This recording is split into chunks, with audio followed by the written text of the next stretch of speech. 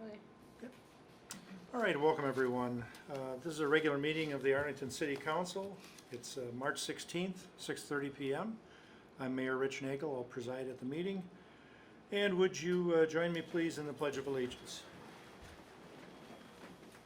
I pledge allegiance to the flag of the United States of America and to the republic for which it stands, one nation, under God, indivisible, with liberty and justice for all.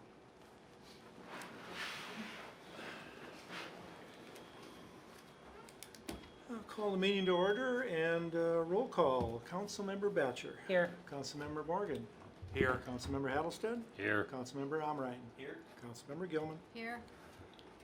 All board members are present. Council members, I should say, are present. Move on to the agenda. There are some changes. Things that are no longer happening have been crossed out. You'll see the line through it. And then I had 2 additions in red, 7G and number 18. And then we had to change the name of the company doing the exterior washing of the water tower to Water Tower Clean and Coat. Motion to approve the agenda with amendments. Second.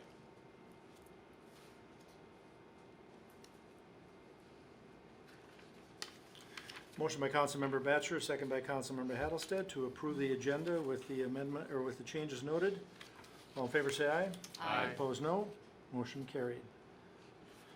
Moving on to the consent agenda that consists this evening of the following items. Item A, approval of the bills. Item B, March 2nd, 2020 City Council Workshop Minutes.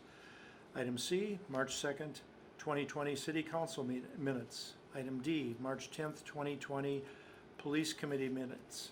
And item E, March 12th Ambulance Committee Minutes. And then item F, which was formerly item G, approve renewal of 3.2 liquor license for the Arlington Baseball Association beginning March 31st, 2020.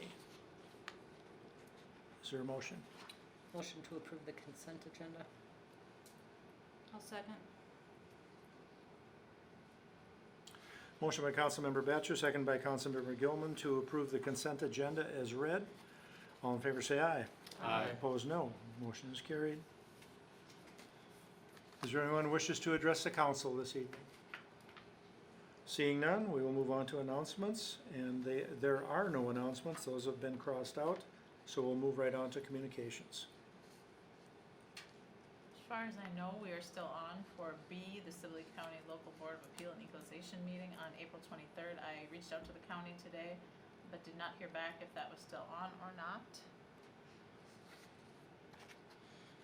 We have the February building report included and up on the screen right now for everybody to take a look at.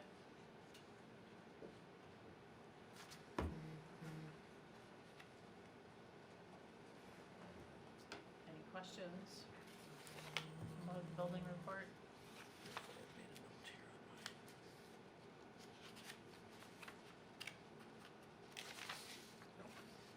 No? Nope. Planning and zoning and EDA minutes are just so that, like I said, I'm gonna continue to put those on the agenda. You don't have to approve them. They're just so that you guys can see the minutes and know what's happened at these committee meetings. And then we had the addition today. Kathy Homme came in to see me to share with me that the libraries will be closed March 18th through the 25th. Okay, any questions on the communications? If not, we'll move on to reports. People Service February Water Operation and Maintenance Report. Lee, welcome.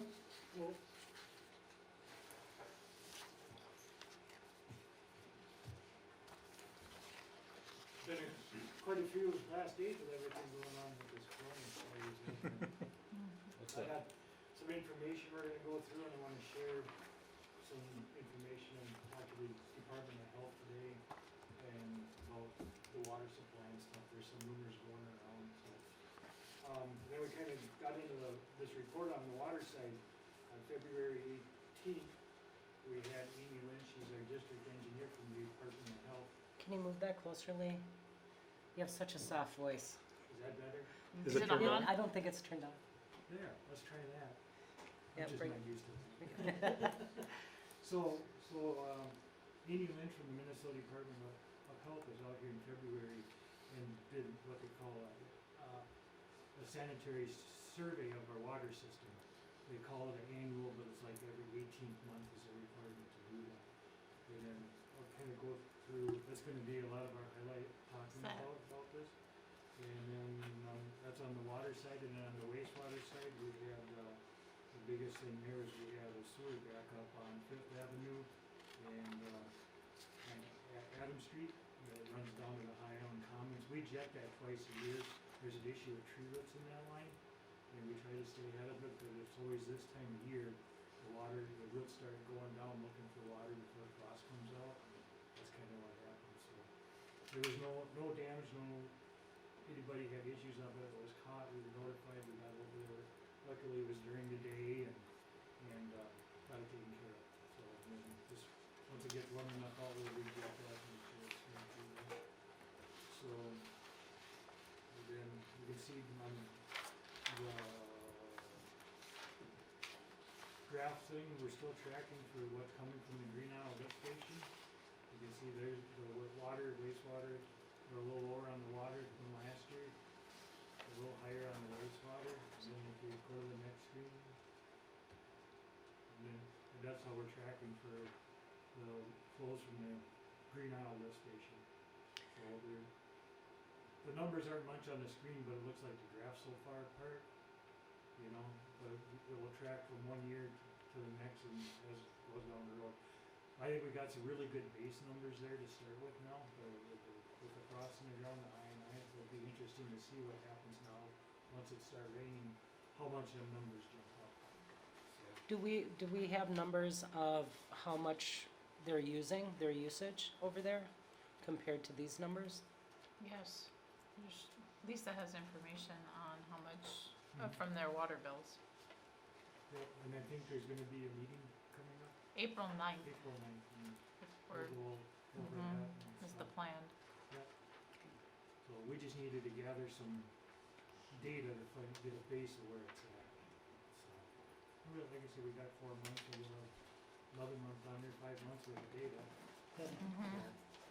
Got a pretty good idea what's going on. Yeah, and then you'll see, yeah, we got a good idea of what's going on, and then you'll see after that if there's a lot of I&I problems, that you're getting a lot of extra water and stuff. So how big is it? I mean, we've done a lot of work over there trying to reduce that already. So, In Green Isle? yeah. Oh, yeah.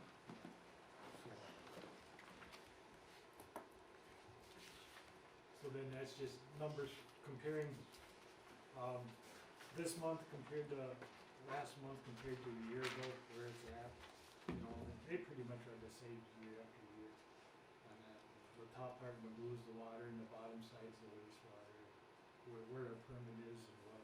It fluctuates some, but it's all, it just shows the efficiency of the wastewater plant, where it's running and stuff like that. And then on the last page, in the bottom, it kinda shows where we're at on our contract. Our maintenance budget, we take care of all the generators, and I spent $4,400 on having all the service. There's 10 generators, 11 altogether, the city hall, that gets invoiced to the city. We had, complete oil change on them, every one of them, and then it was done like that in the past, but we're gonna change that. Every year they call it a major, and then other year they do a minor. Well, there's such a price difference on it, we're gonna be biting that, cause it's too hard on our budget. And that's the way it was being done in the past, so we don't change that. You know, cause it's, quite, basically the oil's getting changed every other year. They run more from us exercising than we run them about half hour a month than they do actually running during the hour. Are So you- they don't have many hours on it per year. Are you performing oil sample analysis? Where If you there's an take issue with it, I mean, but where you if there's moisture or something in the oil, we have an outside contractor come in and do them. so they're changing the oil just based on hours? Is that Just on time, time? yeah. So, and then they make us a full thing about condition of hoses, belts, we're supposed to be looking at every month at that, and we got a whole chart that we fill out, checking amps and make sure that they're running correctly, and, where are the dates on the battery, how old are the batteries, we need to change out batteries. Do you know the, We gotta keep up on them because do you know the capacity of the oil in the actual generator itself? each one has labeled on what it is. How many gallons? Yeah, yeah, yeah. And then they also come and write dates on the filters, air filters, oil Yeah. filters and stuff.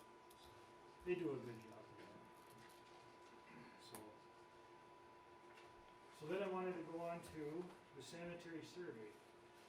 So like I said, that is an annual report that's done by, made an inspection by the Minnesota Department of Health. They come in, they look at everything of the water treatment plant. The distribution, water tower, they're supposed to have screens and vents to make sure everything's in place. This whole thing is about not having contamination in the water. And to make sure that us as licensed operators are doing this correctly. If they find some kind of deficiency, it's gonna be in this report, and it's gonna have to come up and get addressed. So basically, the front page is telling how, when they came, and Lee Forcier was here with them, showed them through everything. And then going through it, the next page, it's a contact thing, and we update that every time they come through. It's got Amy's name on it already because of the changes that get made. We've got employees from here, there getting changed. This is for more for the state, because if there's an issue, they know who to get a hold of. If we were to have a problem with our water, they will be here to help us with it. You know, if there has to be, we test weekly, we test the chlorine, and 2 times a month, we are required to send that in, and they test for fecal coliform bacteria in it, because that's, every warm-bodied animal has that, and it's the easiest to test. If you get a test comes back, well, that tells you that you're got some kind of contamination. And usually one will follow the other, so if there's like a virus, kind of like what's going on now, you will know something in that, and they will come out, and they will have to retest. They have to, not us, and their test has to pass, and if that test doesn't pass, then you will be issuing a boil order. You know, so that's at all costs of it and stuff, but there's most of the times that come in, it's a human error, you know, so they'll come back, test it, it's fine.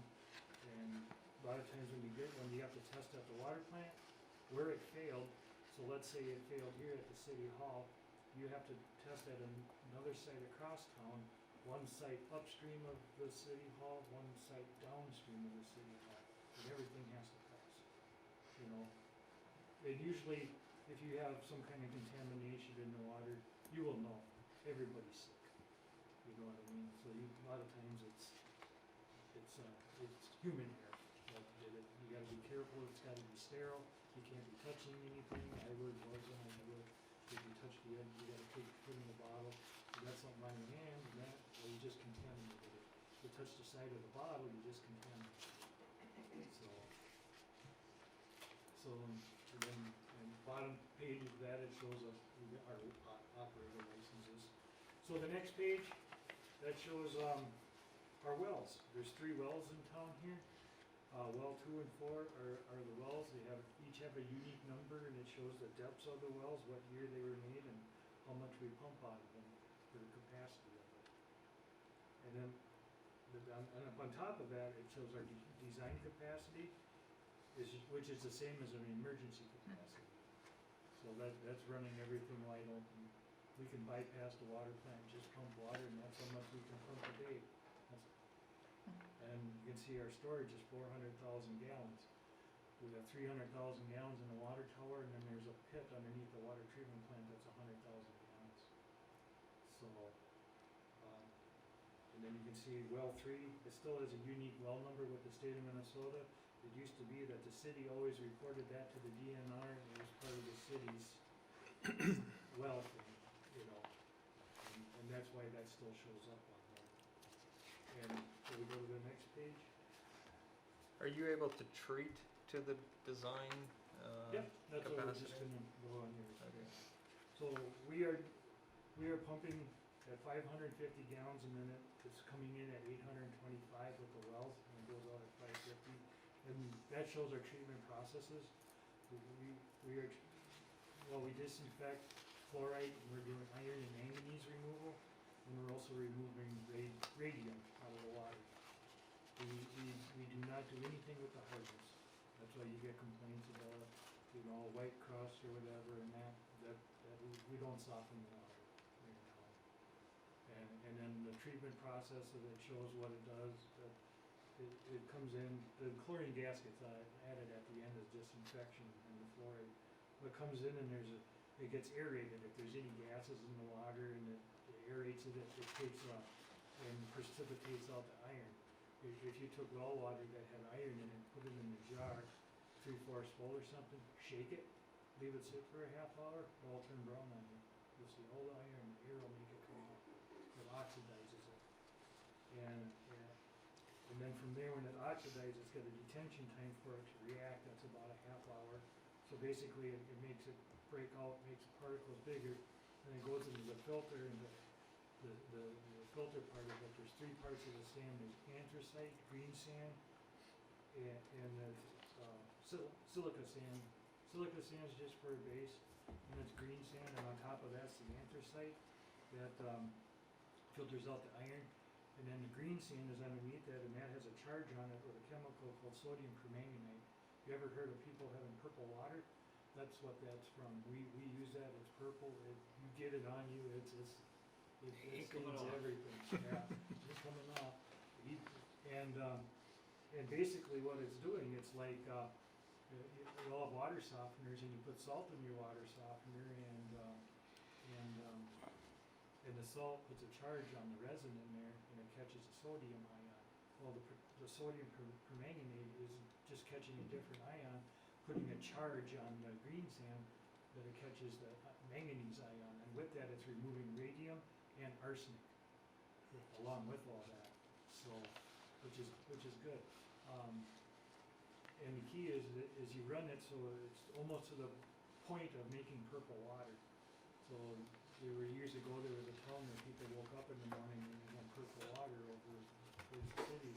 Well, some guy was working on the pump and they got a service where you can just let the pump run while he left and didn't unplug the pump. So the purple water, and flush everything out. So you gotta be careful what you do, make sure you're not, cause it will happen. So, and then the bottom part of it, that's where I said our treatment is with the water and storage and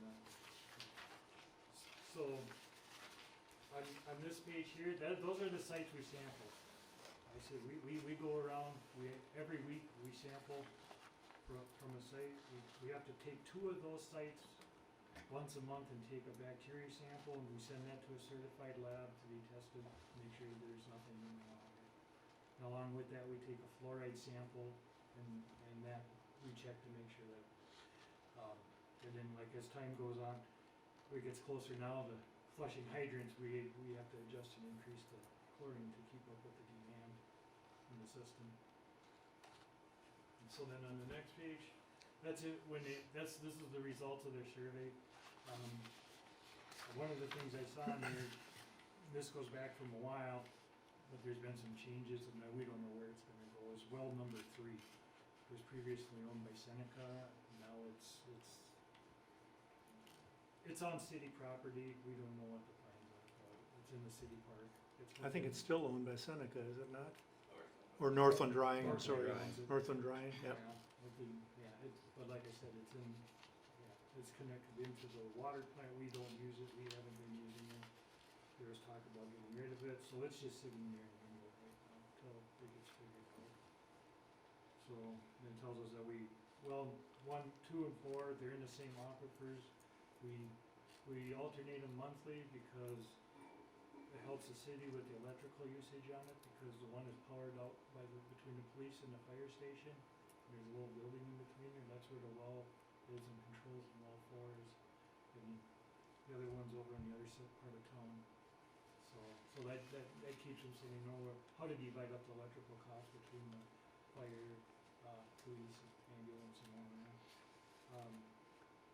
So I mean, it's just recommendations. If we had deficiencies, they would be showing up in here, but we had no deficiencies, so it's just reminders, about keeping your chlorine up and making sure that you keep your licenses up and stuff with the training.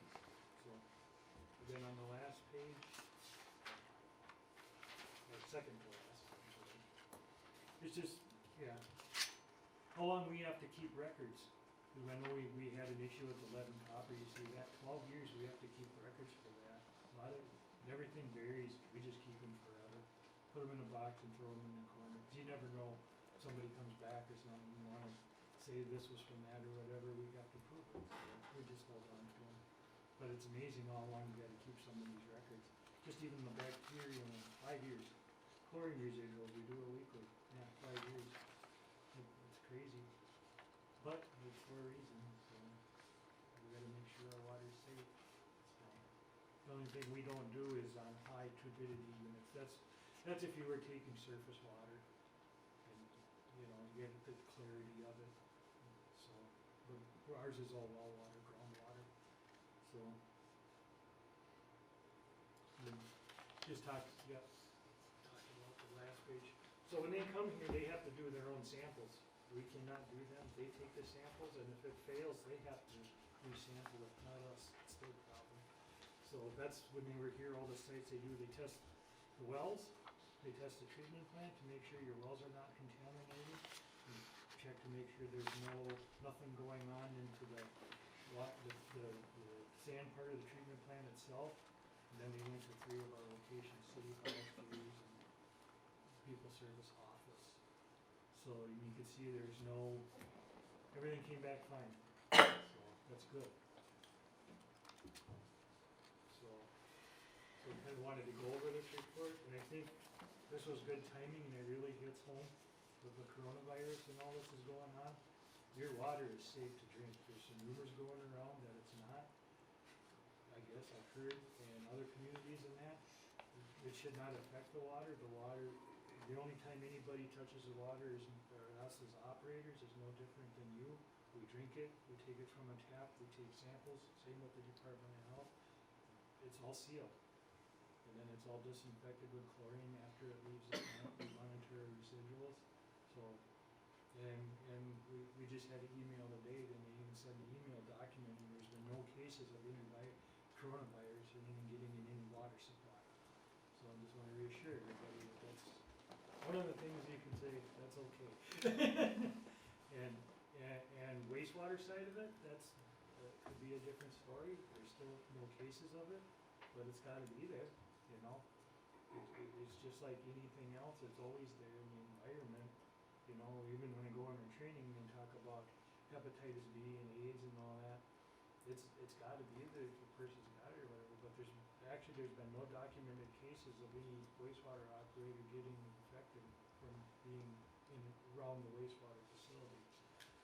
Our protocol is to, just like everybody else, wash your hands, wear your proper PPE, wear your gloves, you know, wear what you need to do, and when you're done, wash your hands. Good hygiene shouldn't be an issue.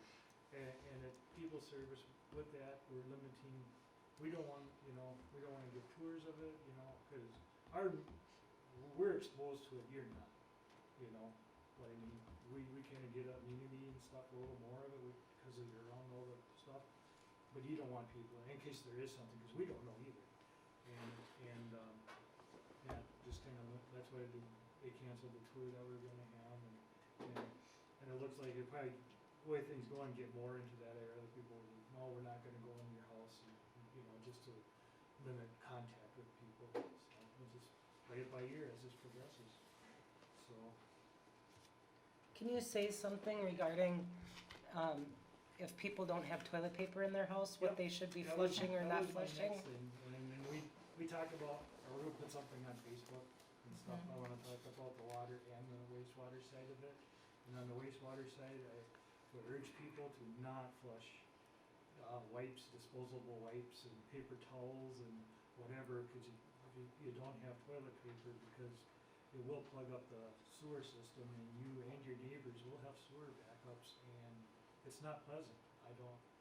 It takes time to respond to them, you know, it ain't just instant, you know, you gotta, especially if it's after hours, you gotta call somebody there, they gotta get the equipment, they gotta get there, and as the water keeps going, it keeps backing up, and I don't wish it on anybody, so that's what I say, don't do it, because we will have issues of it, we will have sewer backups, you know, so. Lee, what about exercising shutoffs on the water mains? I think that in recent years, there's been a few problems with that. Shutoffs that have not been opened or closed for probably a long time, and We have, all of a sudden they need to be opened or they need to be closed, and you can't get it closed. yeah, and we have a valve turning maintenance program. Okay. That we do, and then when we go jetting, that area we jet, we're supposed to, exercise them valves in Okay. the streets. All right. A lot of them issues have been resolved with the last, road projects that have been Right, done. yeah, that's So where, that's helped out tremendously. Right. There are still a few, but okay. it's gotten a lot better. Yeah. So, So you do have a schedule of Yep. doing that? yep, we Okay. got it recorded and documented, like, Okay. all of it. Thank you. One Any- other, Go oh, ahead. No, go I ahead. have one other question. We're gonna be talking about the washing of the water tower. Have you worked with Clean and Coat or National Wash Authority? And which one? Do you wanna keep going? Except two. Well, we can get at it later if you have some specific Well, I was questions, just Yeah. curious since he Any- was up here. Yeah. Well, that's, we can keep, if you want, it's up to you guys. we'll deal with it later, but do you have any input on either one of those contractors? Yeah, water tower clean and coat did, greenhouse 2 years ago for the baseball tournament. And they also did the water tower here about 6-7 years ago in town here. We've worked with them. They do it different. A lot of them have set up with big booms and power washers, and they have a robot that automatically attaches to the tower with pressure washers attached to it, and it's all like a video game with joysticks. They run it up and down. It does a really good job, and Yeah. it's a lot cheaper. Is that internal or external cleaning? External. External. The city has a contract every 2 or 3 years with McGuire Iron, and they come in and they do an internal cleaning of the water tower. They were here last year, and there should be a full report of that. We can, if you like that, we can find that and get that to you. I was just curious. Okay. Just trying to. Okay, anything else from Lee? Any questions? All right, thank you, sir. Appreciate it.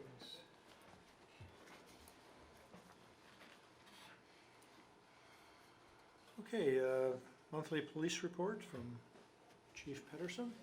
Good evening, Chief. Good evening.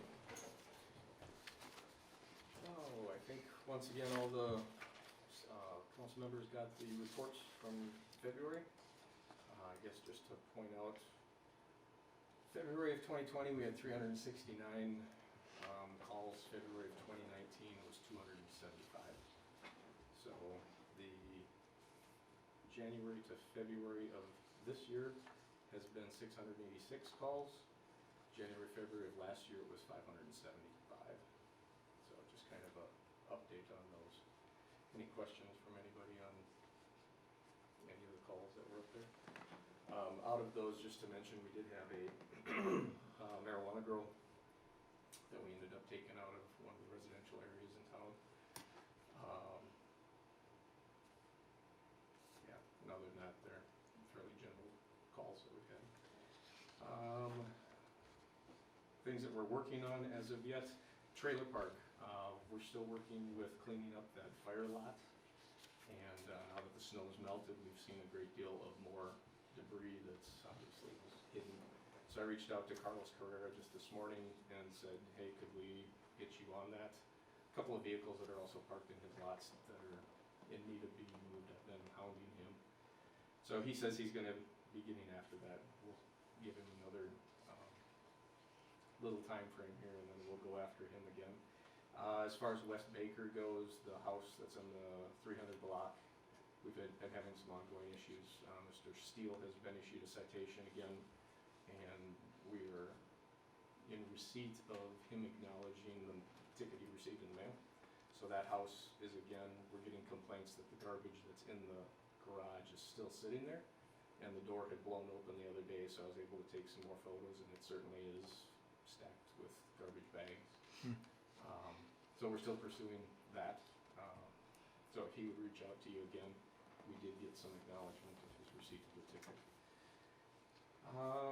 Along with more snow melting, we're gonna continue with the cleanup, and we had some trainings that were back in February. Sarah had attended a corner house training, so it's how to interview kids regarding sexual assaults. And it was a training that was sponsored by Human Services and paid for on a grant. So she just came back from that the end of February. It was a week-long, almost a month, a week-long training. So she is all schooled up on those topics. There was a Chiefs convention that was supposed to be coming up. That's been canceled and due to the coronavirus. I won't be attending that at all.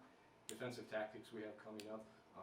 My concern about that is that we always have the potential of an officer getting, shoulder injury or wrist or something happening. But so far, we've been pretty good. The Sibley County Sheriff's Office sponsors that and pays for it for us, or gives us in-kind.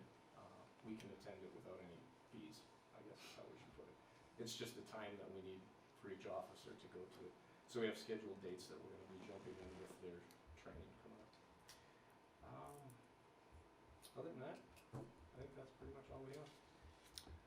I had a person at the door this evening as I was leaving for the meeting. They were asking me why the sheriff's activity. Has there been more sheriff department activity in town within the last while? Well, today, Okay. excuse me, today there was two squad. It's not the coronavirus. Today there was two squad cars sitting at Mavericks, and then I pulled up. We had a couple people go by that were just looky-loos, and we may or may not have threatened to arrest Tasha. And, so there's nothing extra going on. Okay, I don't know what length of time they were talking about, but they were Yeah. just relaying a concern from a friend of theirs, so they said, Sure. that had seen more sheriff's department activity Some of that's- recently. Some of that's also based on, they have civil service papers that they do daily, and sometimes those are a higher number that are here. But they Okay, go into every city in Sibley County and they will attempt to serve different civil that could have been documents. it too. Yeah. So we see them coming and going quite often, actually. Okay. We also have a couple deputies that are gonna be, one that lives here in town already and another one that's moving to town. So we might see some more squad car activity Okay, at that point too. all right, thank you. Any other questions for Chief Pedersen? Thank you. Thank you. Resolutions. Resolution 16-2020, accepting a donation, designating its use. This is money we received from the Arlington Chamber of Commerce. The money is to be designated for Arlington, or for National Night Out. John is left already. Oh, okay. So I looked up and he's gone. It's $4,205 and And 75 cents, a substantial amount. Mhm. That's from our perspective, the chamber's perspective, that we Okay. did tonight with our other dances. Well, you're helping sponsor a wonderful activity. That night out has grown, and I'm sure it probably will continue. Would someone wish to introduce resolution 16-2020? I'll introduce Resolution 16-2020, a resolution accepting a donation from the Arlington Area Chamber of Commerce and designating its use for the Arlington National Night Out. Second.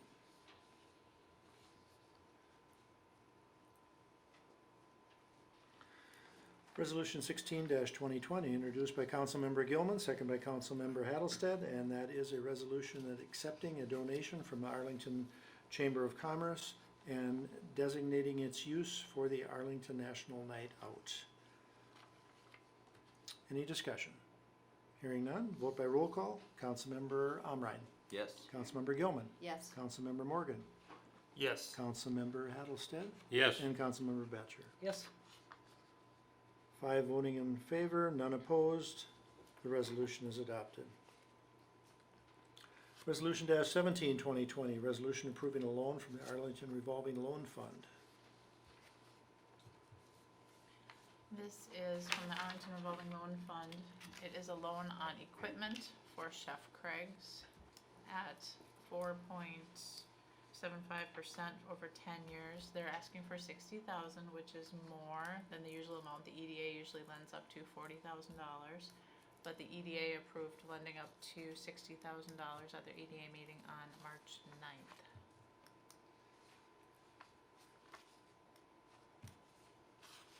Was there a policy that we used to follow as far as that? Was the policy changed?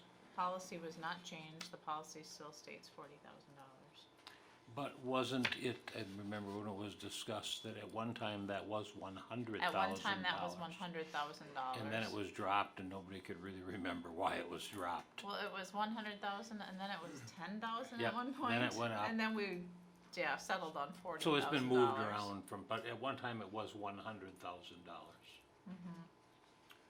So the 60,000, where does it come from? And if, say the business fails, is there any sort of assets to go after? Well, first of all, I'll talk to where it comes from. Cities have what's designated as a revolving loan fund, and that money can only be used for revolving loan funds. We can't use that money for other things. We can't use it for the community center or anything. And we're using their equipment as collateral. Attorney Arneson, would you like to talk to that in the UCC filing that happens with the Yes, collateral? this is actually a package of financing from, thanks, Mr. Mayor. Multiple. This is actually, yes, a package of financing from multiple sources, and the city is actually getting a relatively small piece of this, and the primary creditors are taking security in the building, structures, furnishings, and so we do have equipment. There's a fairly substantial value of equipment that's going in there, and we can perfect a security lien against that. Just the equipment, not the structure? That's my understanding, yes.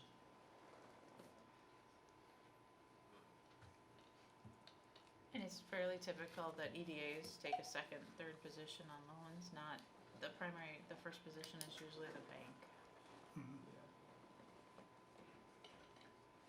So this 60,000 was from other loans, so somebody else had taken a loan and paid it back, so that money is revolving, that's the term? That's the so- term for it. Usually, I'm not sure if the state of Minnesota gave Arlington, I don't know Arlington's history, how they started. In Greenell, we started with a USDA grant. Here, there was programs through the state too, often started cities revolving loan funds, and then yes, the idea is you lend it out and you get that interest back, so it keeps growing. Yeah. I believe that was also the historical source of our revolving loan fund, was a grant from Deed way back when. I'd like to introduce Resolution 17-2020, approving a loan from the Arlington revolving loan fund for Chef Craig and Linnea Bullard, and directing preparation of loan documents relating thereto. Second.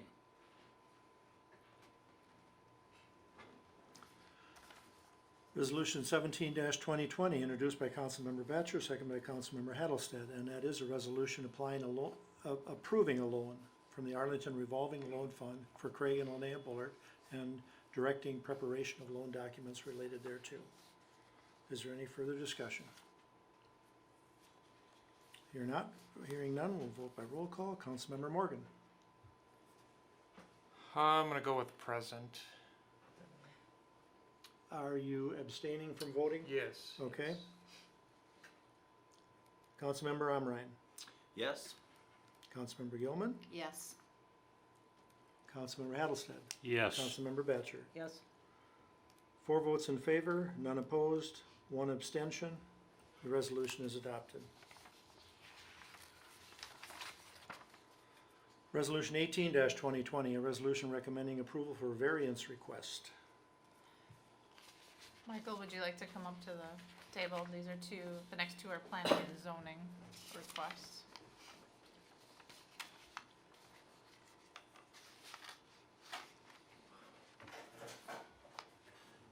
Good evening. Good evening, Michael. Essentially asking for a variance, there's a request from the property owners for a variance on their lot based off of needing additional space for cooler storage on the east side of their building, and on the rear side they're gonna have an enclosure for their garbage bin. So they would like to request a few additional feet on there to have a nice enclosure for it. It won't protrude from the 20-foot setback.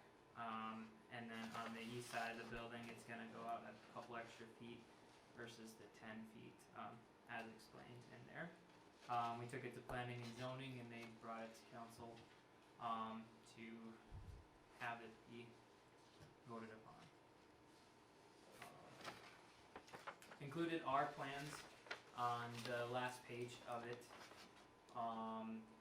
There's a drawing included in the packet that shows the exact measurements of everything, as well as on the lot line.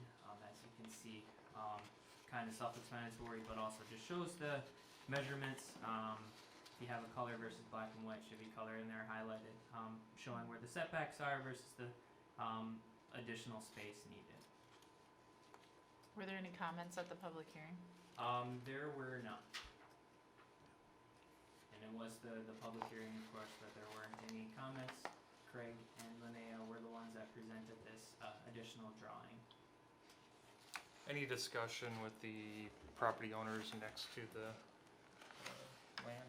They did talk. There wasn't anything that was in writing, but they discussed that with the property owner of the wash and storage area, and he had no issues with it, and there seems to be plenty of space by looking at the distance between the two lots.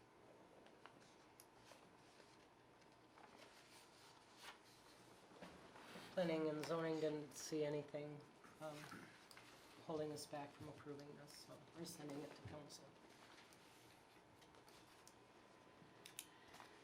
I believe it reduces the setback on the car wash side of the building from 10 feet down to 6'8". So 3 foot 4 inches.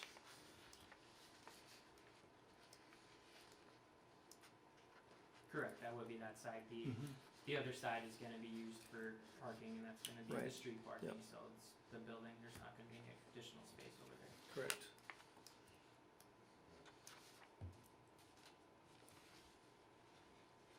Okay, anyone wish to introduce this resolution? I'll introduce resolution number 18-2020, a resolution recommending approval for a variance request on rear and side yards at 600 Sheila Drive. Second. Oh, Rick?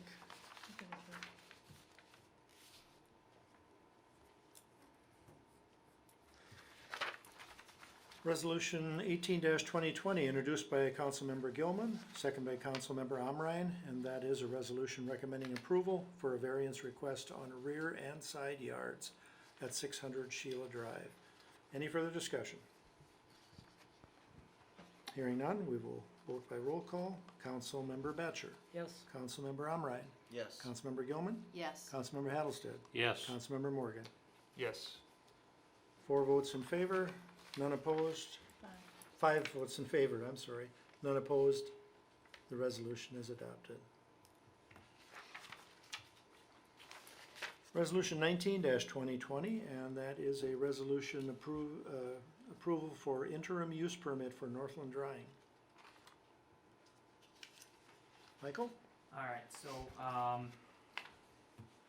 this is the Northland Drying lot. They're looking at, having either a 16,000 gallon tank for liquefied natural gas or a 45,000 gallon tank for propane. This is gonna be used to, assist with powering their dryer, their new dryer, and, essentially they cannot have anything, brought in just yet from the current gas lines outside of town or around town, so they're requesting this interim use to have the fuel needed for their dryer. It was brought to planning and zoning committee, and they kinda took a look at everything, and we're bringing it to, council tonight.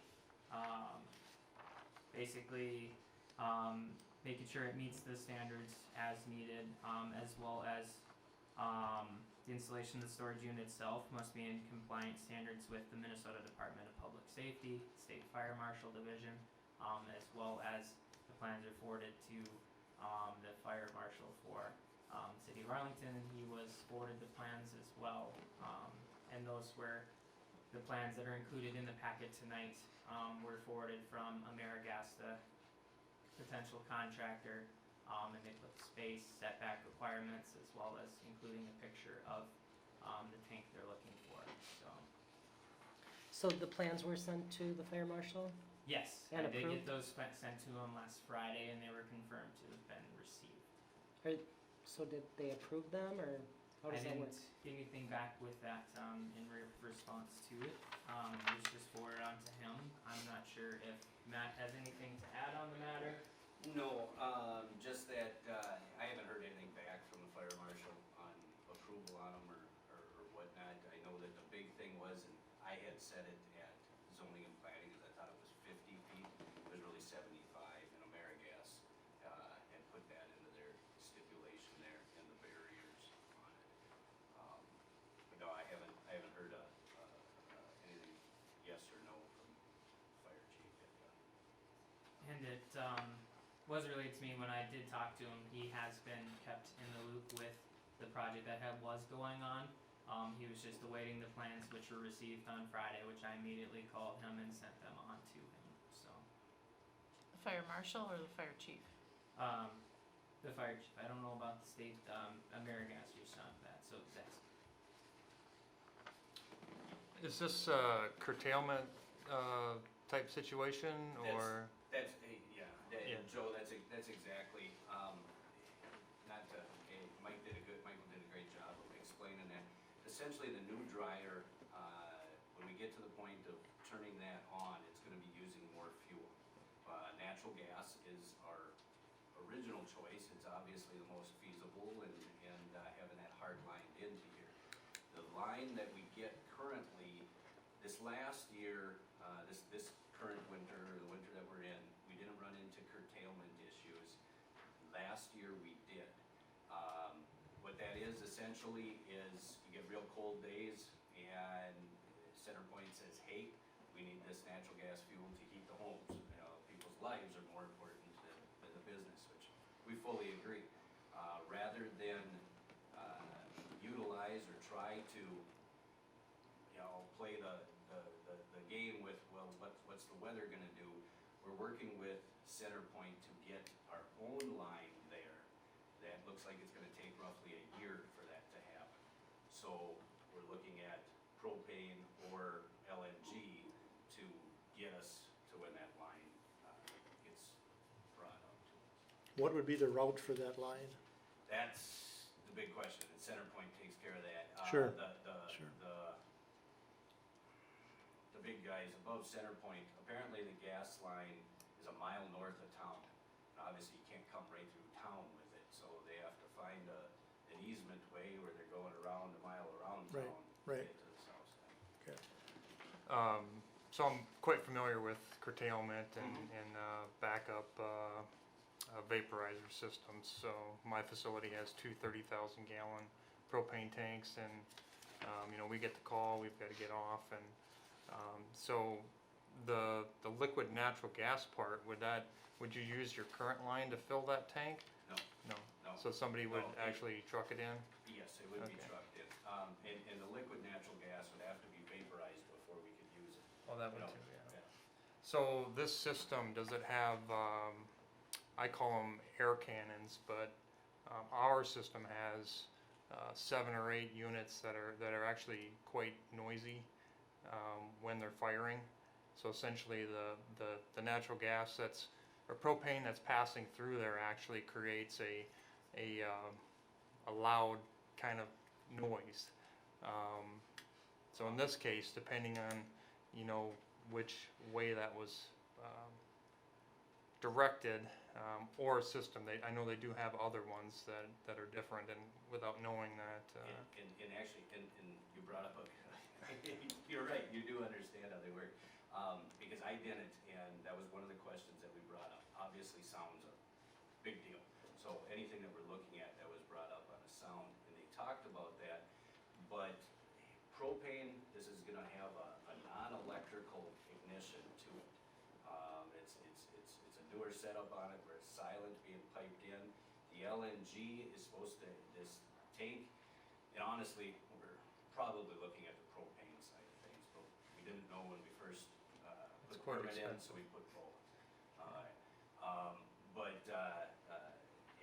It's set up where the tank is, all of the equipment is on its own deal, so you're not supposed to have the sound Okay. issue thing. But that was a question that I had to learn, and I'm glad I did now that you brought it up, because I was able Yeah. to say, yeah, we did look into that. And it did change the tank that LNG was gonna use. The propane one is a brand new, non-electrical, setup on it, so there's not gonna be a fire engine on there. So when you say it's not supposed to have a lot of sound to it? That was the LNG one, the propane one's Not, going to be. okay. And then what happens to these tanks, or this tank, when you, get the pipeline? We sell it. You sell it, so it leaves? Right.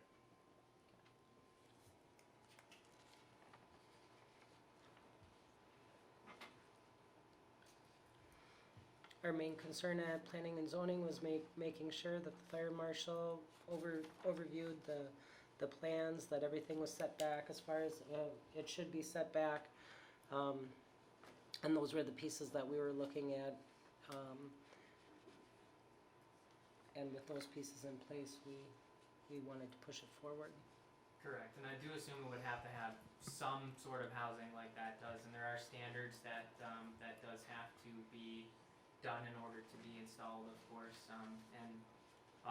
the gentleman with AmeriGas was, more than willing to discuss some of that, and he said that's usually what they go through before they do anything, but basically they needed the approval process in a way to get things going, in a way kinda to get the bid going and to kinda start engineering the process, and I discussed that with them as well, so those would probably be updated as the project could start to move along. So this was just the approval for the use to have that, and then interim until there could possibly be a line installed someday. Is this the actual unit, or is this just an example? This is forwarded from them, kind of an example. I believe that is a 45,000 gallon tank, but I'm not for sure. So there should be another little hut that you go into, because if you're evaporating propane, essentially you're heating glycol liquid, and then the propane passes through. It's got to be, I think it's 160 degrees, 180 degrees, and then it'll basically kind of converts it into a synthetic natural gas. But one thing to kind of look at could potentially be remote disconnects to the tank. I know our system, we had an upgrade done, and I don't know if that would be part of this. Yes, it needs that for fire marshal approval. But we don't have fire marshal approval yet, is this what you're saying? Nothing yet has come across my desk, or apparently Matt's yet. They have received the plans. Has anyone followed up? I didn't get anything back from them yet. Could immediately, but Did you ask how long it would take to hear back from them? I didn't get a response from that nor the actual department from Minnesota, but just that I forwarded the plans over to Zaski, and that's all I heard on Friday, and nothing yet today, of course. So the plans went to Zaski for him to, our local fire chief, to review first and then send on To to? review and be informed on the process. There isn't anything I know of actually Okay. needing to be officially signed off on yet, just as long as what they are doing is within compliance and standards. So if they would be House needed regulation. to be forwarded on to the state fire marshal, that would be up to Zaski's discretion? Okay, Right. And also, just to reiterate, before it can be fueled up, Zaski has to sign off on it. okay. And John already told me that he will always refer it back to the state. Okay. So he'll end up with both approvals before any fuel would ever be put inside the tank. I noticed in one of the items, just in the resolution, that it says that the council shall issue interim use permit only if it finds that the following items are complied with. Is that something you're gonna keep the council informed on as far as? I would, correct. It is a process to move it along. There's no immediate, exact plan that they're just gonna bring that tank in tomorrow and it's just gonna be set in, connected, and good to go. There will be a process Okay. as it goes along. Okay. And then another thing that wasn't mentioned, or it was in the planning packet and the planning plans, it's all within their property and their back lot, and everything should be able to be brought in off of 5. You can kind of see from the map that Amy Scarlett from the site plans shouldn't have to go through town unless there's some crazy scenario in which they would have to. But then they would probably have to get approval to bring something in that is that large. So hopefully they can just come in from their own outlot right off the highway, which is their own private drive. Has Centerpoint indicated, how often they feel the curtailment would hit you? Because like our system, we weren't curtailed at all this year. We made huge efforts on reducing our natural gas consumption. But previous years, it could be, 2-3 days at a time. Yeah, and they haven't, and I kinda asked that question because we're asking for this permit to be able to do this if we need it. We're still exploring the options of not even ever putting this tank there. This tank can't show up next week, we're under road constrictions, you can't bring a 45,000 gallon tank down the road right now anyhow. But because of the process of having the public hearing and all that stuff, we wanted to get the ball rolling on it. We are currently working with Centerpoint. They're trying to figure out, obviously during the summer months, there's not as much natural gas being used. The pipe that we have coming here, coming to Northland right now, may be okay and running. It's a matter of, can we set it up so that the pipeline guys by, say, September, October, are able to get our other line over to us. That's the way we're leaning. If it looks like it's not, then we have to get working with this process. They figure this takes about 5 weeks to get this all set up so that it's ready to run. They're committed to running the larger pipe? After we write them in. Yeah. Because we've struggled that for many years. It's about 3 times the cost that we pay for propane versus natural gas. We buy very, very cheap because we use so much. Natural gas, between natural gas, propane, and LNG, natural gas is our cheapest option. Okay, any other questions? Were there comments at the public hearing? There was not. Nobody? It was just Matt in attendance at the meeting. Yeah, I guess I'm concerned that we haven't heard from the fire marshal. I would think that there might be some questions about safety issues, that sort of thing, that I'd want to hear, I'd wanna hear from the fire marshal before. Although keep in mind that Chief Zaski still could have it. He could, And but not I mean, even- what, if we introduce this resolution and vote on this tonight, and then the fire, Zaski or the fire marshal comes back and says, hold up, there might be some issues here, then where are we at with this? Then we don't have to issue it because that's one of the Conditions. conditions of that it's- permit. Okay, We Yeah. should override that, but just per the language. as long as we know that you're gonna follow up Yeah. with the fire marshal, this isn't something that's just gonna, And I could go as far as Okay. calling them first thing in the morning, but in my kind of news, I do apologize. Sometimes to me, no news is good news, and I don't know, but that's definitely something important to follow up on, which I can do in the morning. But that is why it was written into there. If something does come along, or even as they start to get the plans going, if it's like, well, hold on, it could therefore no longer go through. I'll make a motion to approve resolution 19-2020, a resolution recommending approval for an interim use permit for Northland Drying to allow for outdoor fuel storage at their facility located at 100 Henderson Road. Second.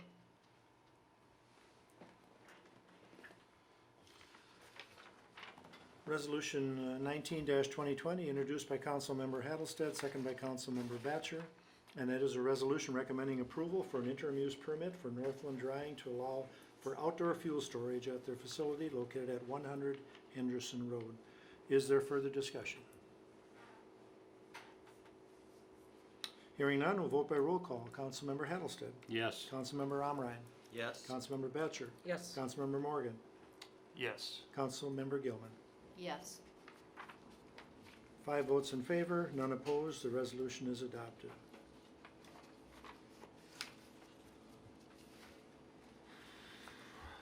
Unfinished business, item number 10, approve or deny bid for the vegetable prep sink in the community center kitchen. I'll give an update on this. I asked Kirby not to come just for this one item tonight, seeing that he does have small children, and I didn't think we had to bring him in here just for this. Right. I followed up with the Henderson, the community school, and found out that they didn't want to travel all the way to Arlington, so they weren't interested in using ours as a commercial kitchen anymore. And I called the state of Minnesota and said, hey, why are we looking at this as a commercial kitchen versus the caterer's kitchen? And he said he was contacted by the Henderson school if they could use it as a commercial kitchen, and to use it as a commercial kitchen, you'd have to put in that vegetable prep sink. And we have a true caterer's kitchen. They can come heat up food. They could, I know Matt had talked at the last meeting about baking cookies. You could do that. You just can't chop up any fruits or vegetables in our kitchen and cook it from scratch. Kirby said he followed up with B&R and he did not hear back from them. Reliable has said they could get us a more accurate bid if they went in and scoped it out, which would cost us $200 to have them do that. So I guess the decision for council tonight, is it worth it to spend $9,000, $8,500 on a vegetable prep sink, or leave it as it has been for the past 20 years as a caterer's kitchen?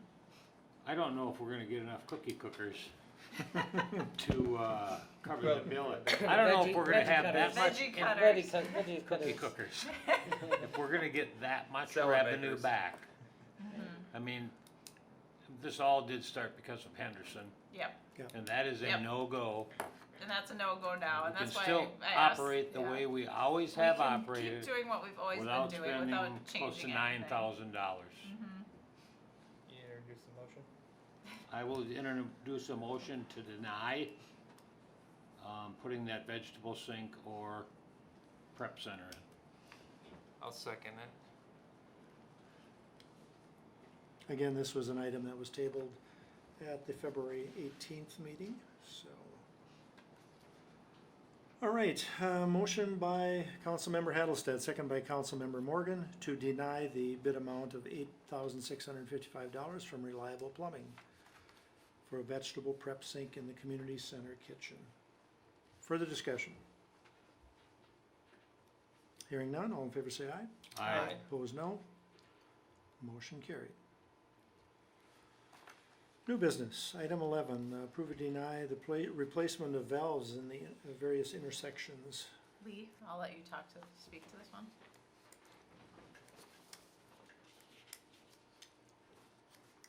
So, we have two valves that are broken down here and they're broke shut. One's by Fourth Avenue, and Main Street, and the other's on Fourth Avenue and, Adams. We put money away in the budget for it. I went and got 2 bids for it. The first bid I got was from Litzow, and that gives a discount on it for doing both of them, $10,150. So then we got a second bid by Jerky out of Hutchinson. They're the ones who did the road project on Fifth Avenue last year. And they put for patching in the bid too.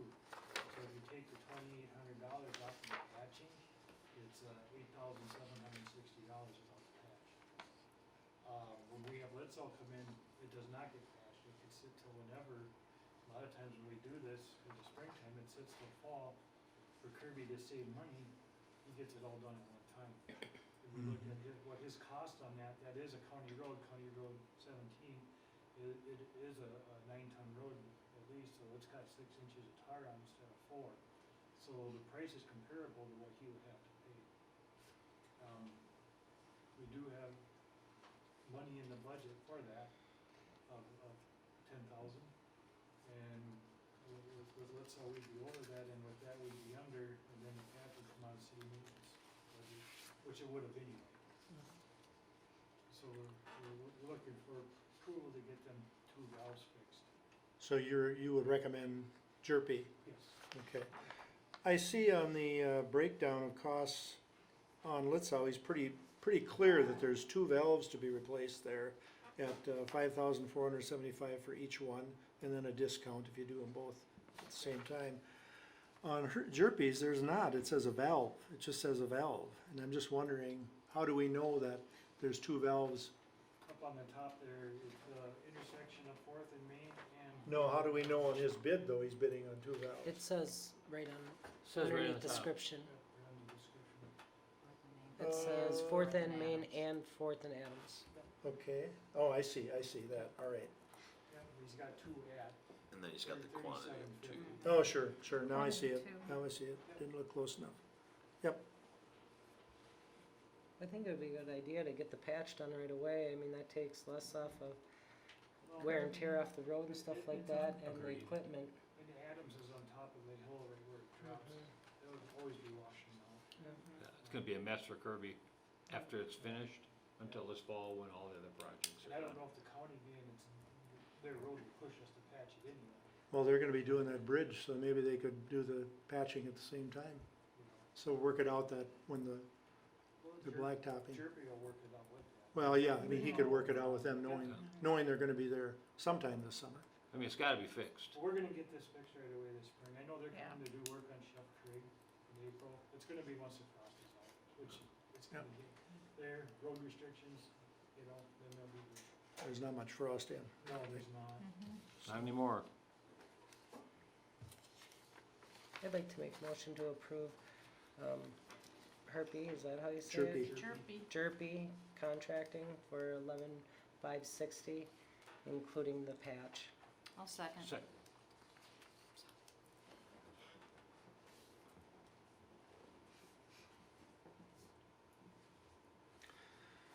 Motion by Councilmember Batchor, second by Councilmember Gilman to approve the replacement of valves intersection of Fourth and Main Street East and Fourth and Adams Street East in the amount of $11,560, which includes the bituminous patching.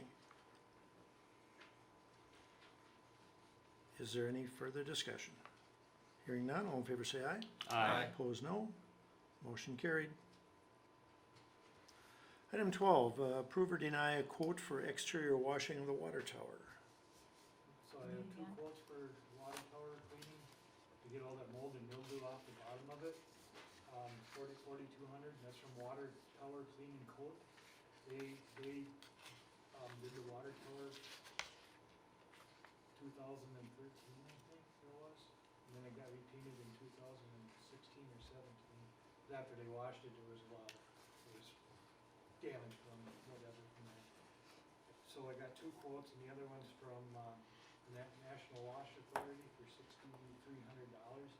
The difference is these guys will come with a rig and equipment and a boom that articulates, and somebody in a basket or a pressure washer washing the towel. For these guys, they're the only ones that I know that do it now. They have like a robot that's magnetic and sticks onto the side of the tank with pressure washers on it. And they can control it off of a cord and a hose, and they run up and down on it. I seen them, the Green Isles 3 years ago, it was 3 years ago before they had the state baseball tournament. They did a really good job on it. They did the whole thing top and bottom. So this one too, they will do above, I mean, it's obvious where the, Yep. where the, They'll do the whole thing. they'll do the whole thing. And with that, and I think what the problem is when the tower was painted, it was just painted, and now they'll put on, I don't know what it is they'll use, but some kind of mildew inhibitor on it. Yep. So hopefully we'll get some more use out of it. Both companies going to use Yep. that inhibitor? Yep. So there's really no difference in the actual job they're doing, other than the way they're It's just the using their process. equipment. Yep. And one's 50% more than the other one. Something you, And we budgeted for this too. so the last time it was cleaned, the paint fell off, is that, Nope, no? I nope, thought it was just it was- age. It was Okay. discolored. And they were showing some signs of rust on it from all the moisture and water from all the years Okay. that had accumulated on it after it was cleaned, so. Is there a motion? I'll make a motion to approve the quote for water tower cleaning in the amount of $4,200 from Water Tower Clean and Coat. Second? Second. Motion by Councilmember Omrine, second by Councilmember Hattlestead to approve the quote from exterior water tower, doing business as Water Tower Clean and Coat at a price of $4,200. Again, motion by Omrine, second by Hattlestead. Further discussion? Hearing none, all in favor say aye. Aye. Opposed, no. Motion carried. Thank you. Thank you, Lee. Item 13, approve job description and job posting for Arlington Chief of Police. This is the same job description that was used in 2017, with just a couple changes that we added in there, that they have to live within a 20-minute response time to the city of Arlington. The salary range is still the same for the job posting that will go up like on the Post website. Which is what again? What is the salary range? The salary range is 68 68 to to 78.5. Okay. And that's still the same. I did check on our supplemental questions when they're asking for veterans preference points. So we updated our actual job description that everybody applies for the city, because it hadn't been updated in a while, to make sure the veterans preference points matched. So if you have any suggestions, any comments about the job description, let me know now, because I would like to post it tomorrow. Have it out there so that we can start getting applicants in, have them start reviewing applications April 10th and interview the following week, I believe April 15th. The police committee will review. We'll do interviews then, first round of interviews. Unrelated to the posting, but those points that you refer to, how is that gonna work? Veterans preference points only help you get an interview when you decide. The points, when the job applications come back in, we assign them points. There's a score sheet that I did not include in the packet because I didn't want people to see the score sheet.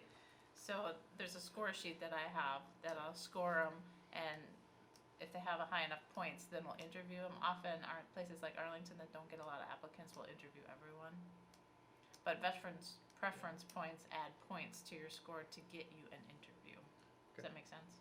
Yep. Yeah, just curious because I didn't see anything I didn't in put there the when score I looked sheet at because I it. didn't want that to be seen. Yeah. Oh yeah, they'll The numbers, yeah. get themselves set up. That's why it's not in the packet.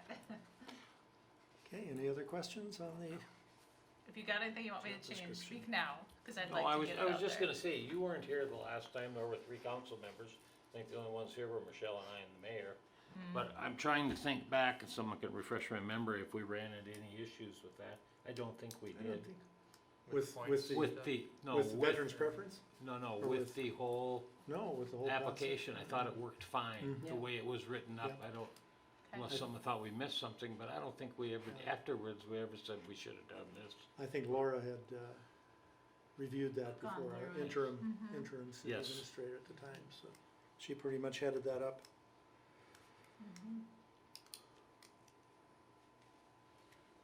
So, Okay, is there a motion? I'll make a motion to approve the job description and job posting for Arlington Chief of Police. Second. Motion by Councilmember Gilman, second by Councilmember Omrine to approve the job description and job posting for the Arlington Chief of Police. Further discussion? Hearing none, all in favor say aye. Aye. Opposed, no. Motion carried. All right, item 14 was scratched. Item 15, discussion on establishment of a B3 commercial zoning district. I'm gonna have Michael come Michael? forward. He's looking for direction from the council, whether or not to go forward with this or not. Basically exactly what Amy What I just said. The Planning and Zoning Commission was wanting to bring back the discussion or the opportunity to look into the establishment of a B3 commercial district. So they're just looking to see whether or not to possibly approve the idea, so then we can look into it. If not, we Okay. won't take the time to, so. Okay. I think one of the big things that came up at our meeting was, we have two, zones right now, industrial and what's the other one? I-1 and I-2? I-1 and I-2. Basically Yeah. light and regular Yeah. industrial kind of. And where we feel like everything could fit into one or the other of those zones, so why to create another zone and different regulation where we could fit them into one or the other that we already have already? But if the council wanted us to pursue it, we would. Was the area that was being thought of for this, the area straight east of Hagenmiller Lumber? I believe Well, across yeah, 17? so I mean, That property that parcel? we do not own, Right, but that parcel, potentially. was there a different parcel that was being talked about? It was just in general to Okay. create one, Okay, but I would imagine that the type of zone that you're looking at here would probably be more of a highway corridor type property maybe, right? Gateway property potentially, maybe? Correct. It's kind of looking into basically it, rather than me taking time to kind of look into the possibility of it and then having us discuss it at the commission meeting and then bringing it back up here, and then it would ultimately be something that you would not want to. We just Mhm. want to make it an efficient use of time for us right now. And that would be exactly one of the first things I would be looking at is, where, and then bring that to planning and zoning committee and then go from there. So there's, Well, we don't have to change that for a certain business. I mean, number one, we don't even know what's going there, correct? It's not even ours. That's not even ours. no, Not no, no, So- no, it isn't. We have no land available that we, Yeah. well, and I wouldn't say wouldn't put something like that in, but But do we need to task the planning and zoning to have a meeting to change this when we have no idea what's going in there? In the end, we may end up changing it back, follow what I'm saying? we already have two zones that address most of the issues anyhow. So what So- would be the advantage of That's what I'm having- trying to Well, we pay rezoning it. committees to More- get together to change this. It would make a more restrictive area. You and there add more has- zone, right? Right. We have more flexibility, I think, with the I-1 and I-2. And there has been research done in the past. I don't have the access to it now, but that's what I would start looking into as well to see what kind of notes or conversations were had back then. So that's another reason for bringing it back up as well. So I wasn't here yet, but the Right. Planning and Zoning Committee brought that to my attention as well, that it was something that they looked into in the past. So I would look at where that was and bring back those conversations or the research and build upon it as well. So. Yeah, we felt like having a new planning and zoning director, that this would be the time to kind of have a direction more from the council than what our group thought, so, or what we had been working on, or. So I guess the discussion is it a priority for the council to have planning and zoning embark on working on this more, or just to leave it rest for a while and not do anymore? Correct. I would need a training session on the two different zones Yeah. currently, and I don't, not right now, but Yeah, at some yeah. point to For sure. feel confident in even taking a position, so. It seems like we already have two zones that cover most things. Okay. I don't see any need to add a third. Well, and whatever might go in there, if anything, might fall, I guess my concern is that, okay, we could do this. Number one, we don't know what's going in there, even if this is needed to be done. So now we're gonna pay those committee members to sit there and change this, and how do we know that in 9 months from now, someone comes along and we have to change it back? I'm wondering why we just can't wait till, what we're gonna lose if we wait Well, it would just until be, we know what's going in there before we Mhm, spend the mhm, time and the money to make the change we know is the correct change. to clarify, it's adding, right? Okay. So there would be 3 type zoning districts for businesses or whatever, so. A lot of the things that we were looking at for the B3 commercial zoning district was a lot of like light industrial that would fit in there. So, I mean, they kinda played on one another They a do lot. overlap, cause we have a B1 and a B2, A lot. and then I1 and an I2. I2 is Northland Drawing, that's heavy industry, noise usually. Yep. And then I1 is light industry, which would be like the hemp heaven, the greenhouses, that's considered light industry. So this proposed one would be sort of a hybrid. A hybrid of the business Could be and the, retail, it could could be a be light. combination. Yep, Mhm. yep. And to reiterate a little bit, another thing that, otherwise you go through the process of, interim use, conditional use, and that has a process of its own as well, so that's another kind of aspect as to possibly look into that, but sounds like I could build upon something for later argument as well, as just kind of, seeing where to go from that, so. Maybe look back at some of the conversations prior. Sure, as well as the one tonight, absolutely, so that's why I wanted to bring it back up. Okay. I think it's a narrowing things down and kind of really being narrow-minded about what's going on a certain parcel, rather than having a bigger opportunity and then cutting back or putting restrictions or CUPs or conditional use permits on or interim use permits on. The property is not for sale, correct? I believe somebody has a right of first refusal on that piece of property. That was from about 8-9 months ago, whatever. Yeah, yep. But it isn't the city. There's nothing, It isn't the city, no. City has no control No. over that piece of property. Not right now, no. Well, again, there's a right of first refusal option from the, basically the power consortium that we belong to. Yep. And, MMPA or whatever it is, Yeah. yeah. and I guess their theory was that they were going to attempt to sell the property to a cloud computer servicer with the argument that they could sell them cheap electricity, and since those types of facilities generate a lot of heat, that maybe they should put it in a climate where it's 30 below zero half of the year. So, but I haven't had any feedback from them in Yeah, it's been pretty quiet. It's several been months. totally quiet, in fact, so. Okay, And even if that's the case, I think that one of our zones that we have already could fit what they are looking for Sure. if that was the case, so. Okay. That's, consensus then to just leave it be for now and, Yeah. okay. Thanks, Michael. Item 16, discussion on proposal for Tony's Outdoor Services to purchase a parcel.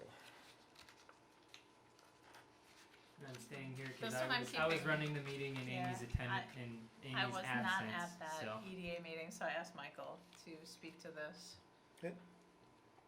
I have a question for Attorney Arneson.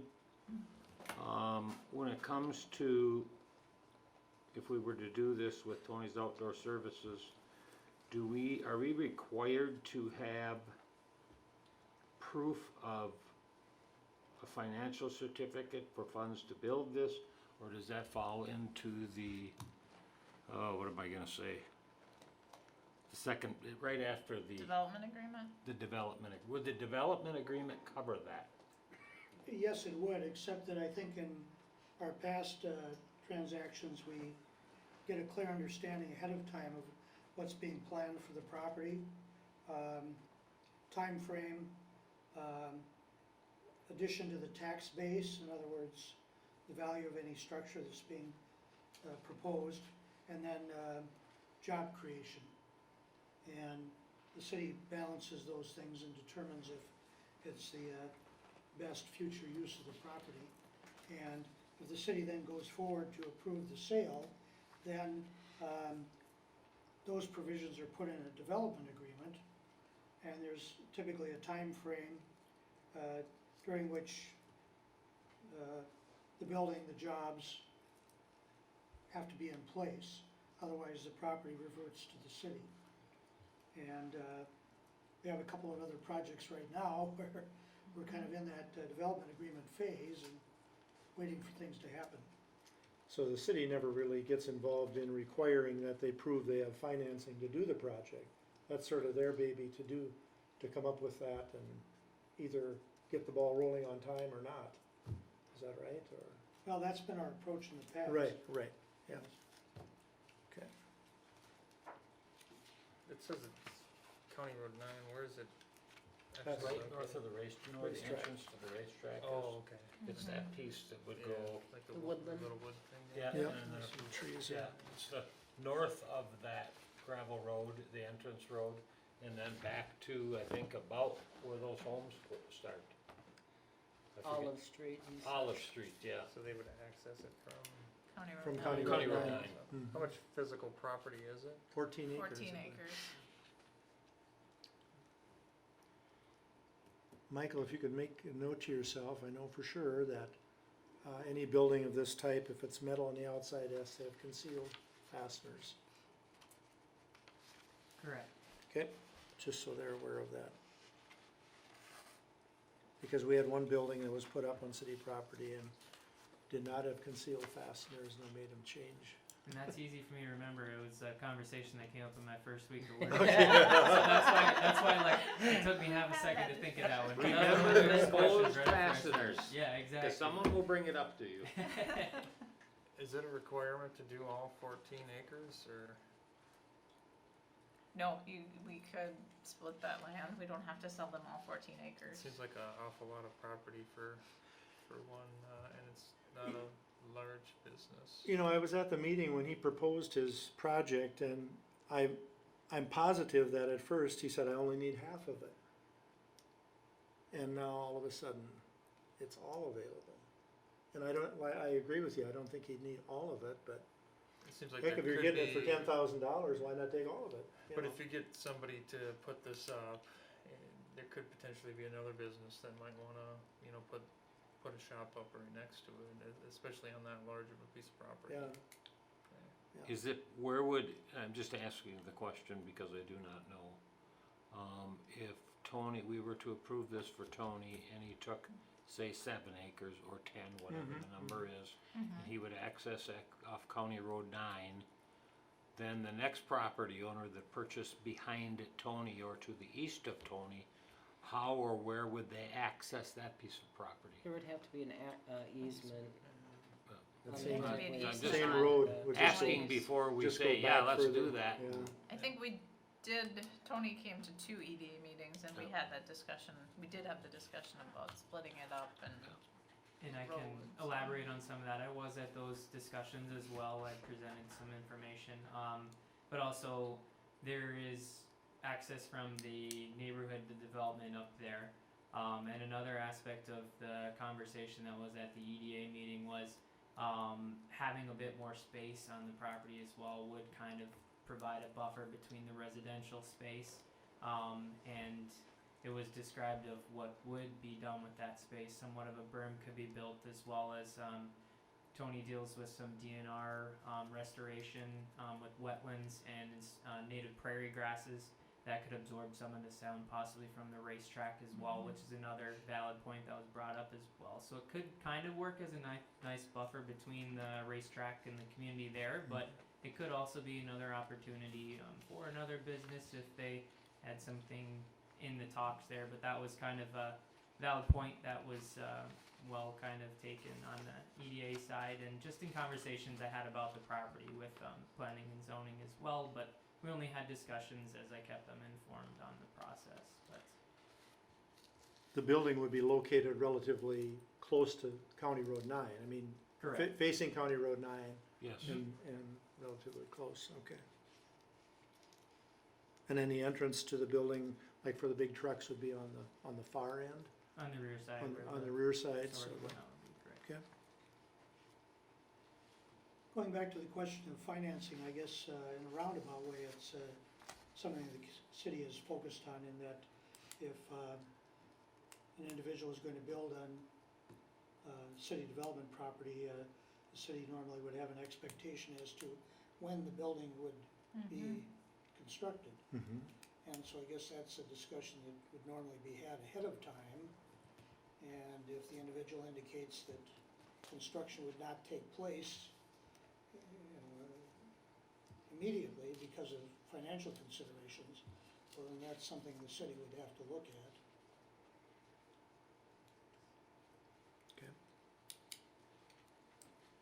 What is the timeline on the, buying it at, and, by adding 5 employees and they get it for a bargain rate, what is The the, employees 18 is months, is it? 2 years 2 for the years. employees, and Oh, yeah, what about for the, construction is 6 months, isn't it 180 days? But that's I'm just remembering to correct. initiate construction? Correct, We that's don't to- need any We don't guarantee? have any dates, we don't have any date as to when they have to have it finished by. Okay. okay, but they have to start it within 6 months.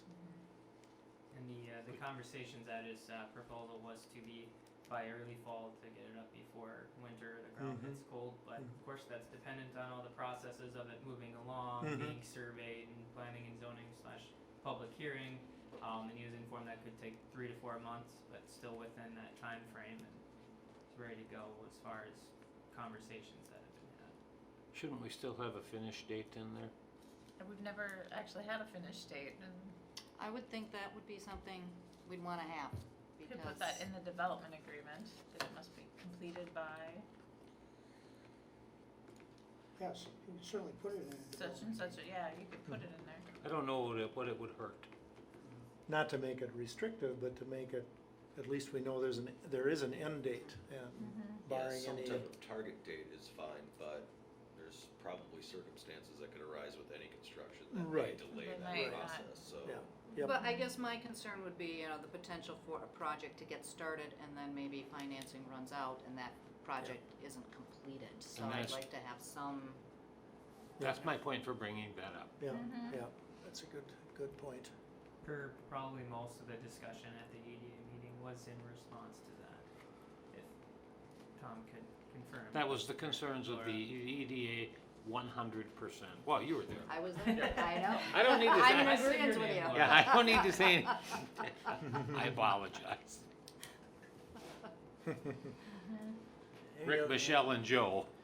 Anyone else concerned about the size of the land? I mean, so we don't have any land, right? So this is like our golden nugget This to try is to it. get, this is it, so if we is give it. all of it, Yeah, I'm concerned with that. the prices. Have we had other interest from folks for I'd this like piece the of land? wetlands We have idea, had other but interest I'd on like this the piece of idea of land. another business in there as well.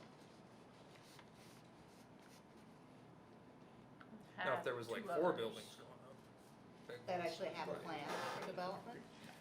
No, that's why I don't think the other ones had any plans at all. They just wanted to hop on and maybe see if they could get the property. There were no concrete plans. But if Correct. somebody builds this, and now there's power there, there's utilities, it gives you. There already it- is. yeah, it gives Be able you- to hook on, And- yeah. But there's already a building and it's, somebody's shop and, you see it in other areas where, they're putting multiple shops. Some people are renting them out, but, So from what he is proposing to build in the area that he would need around the building for other things, pieces of equipment, machinery, what have you, how many acres, any idea how many acres that would take up? Tony is here. Tony is here. Hey. We'd Maybe like to we ask bring him into that questions. conversation. Come up here, Tony. Would you wanna come forward and answer a few questions, Tony? I sure will. Thank you. Talking like you're not even here. So did you hear the question? Yes, Okay. my equipment, we need a lot of room to turn things around, moving around and stuff like that. When it comes to this, as with everything over there, I get concerned about the noise. So, moving in and out, we do snow removal and all that kind of stuff. So we're moving it late at night, we're coming out of there. I propose buying the entire thing to try to, minimize having headlights shining in somebody's backyard if we're gonna go out plowing snow at night, and just to kind of minimize that. And I also said at the EDA meeting too, that's, as far as that goes, things can be open-ended, where if the city were to come to me and say, hey, we have this guy that would like to put in a business there, I'm not gonna say, well, go away, this is mine. If it's not being used and it's not being utilized, okay, let's get somebody else to come to town and do something here also that had the opportunity. How many acres you think you need, Tony? Right now, I sit on 5 where I'm at, and we're tight. You know, and that's with a small building in there, there's no shop space, so you put this 60 by 80 building up there that takes up quite a bit of space. You know, the semi and the lowboy itself is 90 feet long. So we gotta be able to get that in there and be able to pull up straight and back into the building with the semi with a piece of equipment on it. Now, is my whole intention with this is, obviously the biggest thing is for winter time. If we have a piece of equipment that's dead on the lowboy, I need to be able to put back that whole thing in the entire building. So, you know, you probably need a couple hundred feet around the front side of the front side of the building facing the houses, which would be the back of the building. So.